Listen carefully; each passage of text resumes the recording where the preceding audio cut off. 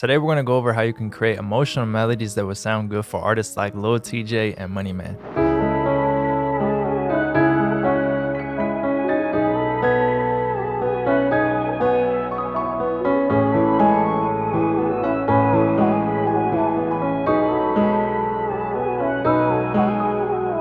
The first thing you want to do is create a chord progression that sets that sad tone for the whole beat. So that means the bigger chords and inversions are going to be your best friend.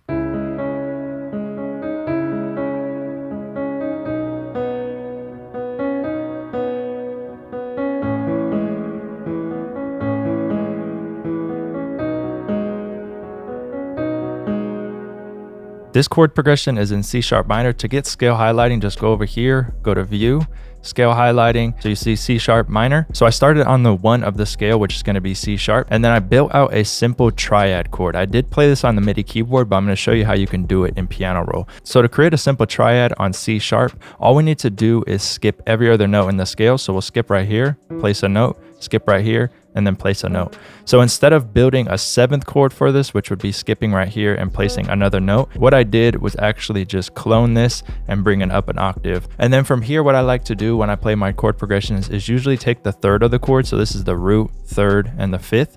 So I take the 3rd and I just bring it up an octave. So control up arrow. And then the other thing that I like to do is just take the root note, which is C sharp, and then I have it playing down an octave here, but it's actually playing out 2 bars. So from here, all I did was take the G sharp, move it in, and then I took the C sharp and moved it over 2. So all I need to do is bring these in, and then you'll see that I had this G sharp repeat, right? So this G sharp is actually going to hit again right here. So replace the C sharp right here and move it over 1 note, and then we're going to go ahead and place a D sharp right here, and now we have this.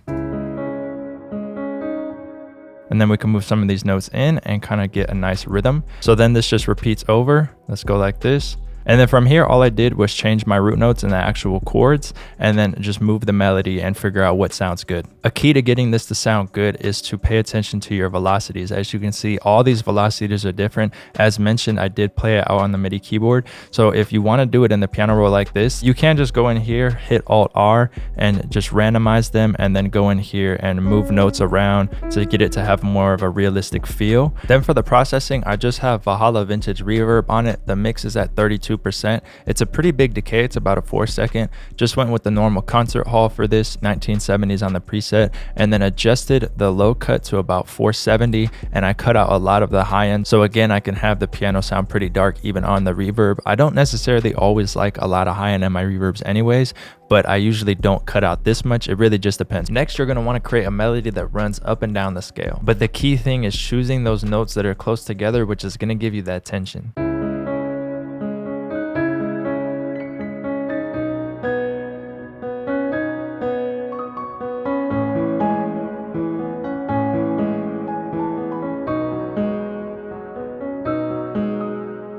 So when you're adding melodies to chord progressions, you really want to pay attention closely to what you did with the chord progression. And what I mean by that is you're really going to want to find those pockets where you can just have a melody fit.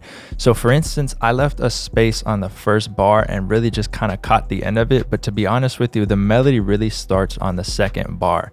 And for this, all I did was go on the MIDI keyboard and just find a nice little scale run that I can do. So really, I'm just kind of running up and down the scale. So here you can see we start kind of low, run up the scale, and then start to find our way back down, and then we go a little bit lower down here. And then the second part of the chord progression, you can see that it's pretty similar, right? If we go ahead and bring this up 1 octave, we're about in that same range, but all I'm doing is dropping down the scale as we go so that the second part sounds different from the first part. So since we're in C sharp minor, what we can actually do is drop into a scale like A minor, which is going to be all of the white keys on the keyboard, right? So we're right here at C sharp. We just need to go down 1, 2, 3, 4. So let's go ahead and do that real quick. We'll go 1, 2, 3, 4. Again, we're in C sharp minor, so we need to go down 1, 2, 3, 4. So you'll see all these notes are the white keys on the keyboard, right? So this makes it a little bit easier to come up with the melody.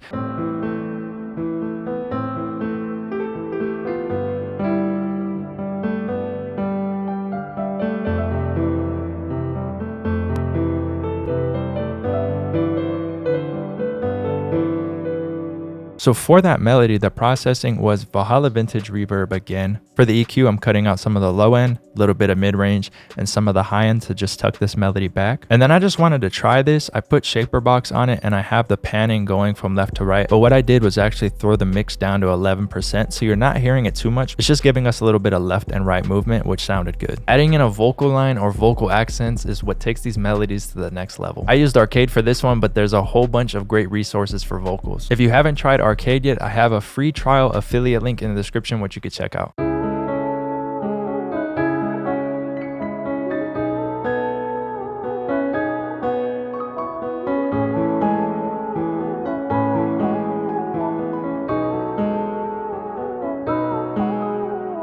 For the processing on this vocal, I have an EQ that's cutting out a lot of the low end and a lot of the high end. It's kind of just making this like a low mid-range vocal. That's just going to leave a lot of room on the beat for an artist to get on it later. Then for the reverb, I have about a 4-second on the decay. I'm cutting out just a little bit of low end and a little bit of high end. I'm kind of leaving it because most of that work was done on the first EQ that we have over here. And then I have S1 on it to just really widen it out a little bit. To accent the piano, I like to add some type of strings that follow along with the chords. These are playing shorter notes, but that helps them separate from the piano.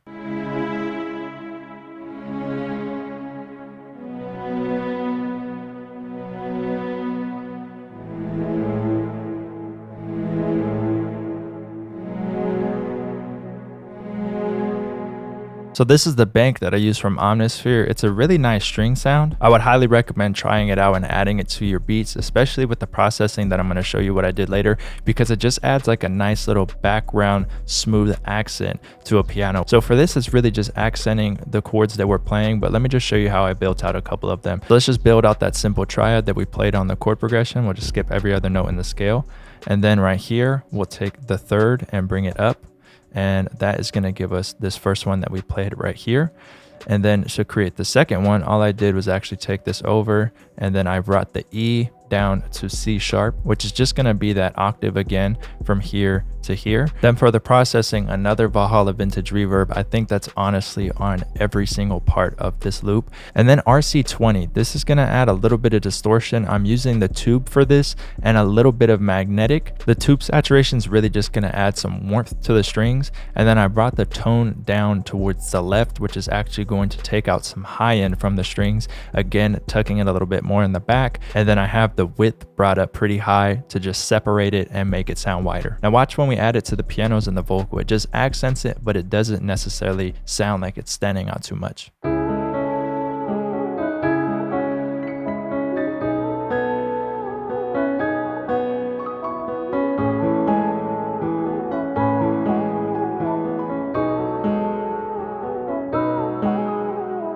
Adding a nice bass guitar or bass one shot layered with the root notes of your chord progression always sounds good.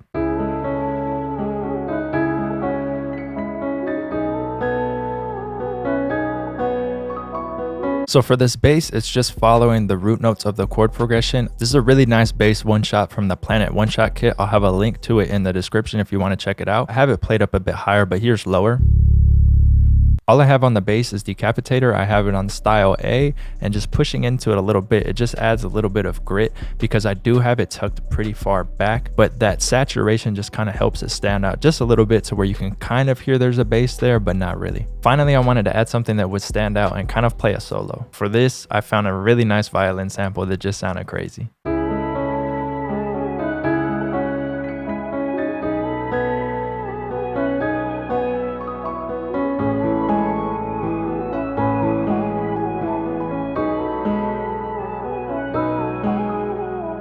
So I found this really cool violin sample inside of Splice. Then I just stretched it to the 8-bar loop and it just sounded really good, but I definitely added a lot of processing to that. So let's jump straight into that. So first off, I have EQ, which is cutting out a whole bunch of low end and a whole bunch of the high end. I'm cutting out this little peak right here that was just standing out. Then again, Valhalla Vintage Reverb. Then Shaper Box doing the same panning that I did on the melody before, but this one's at 100%. Then the last thing I added was Kickstart, and this is adding a nice sidechain to it. I have the mix down to about 43%. Let's go ahead and hear it without the effects, and then I'll show you with the effects.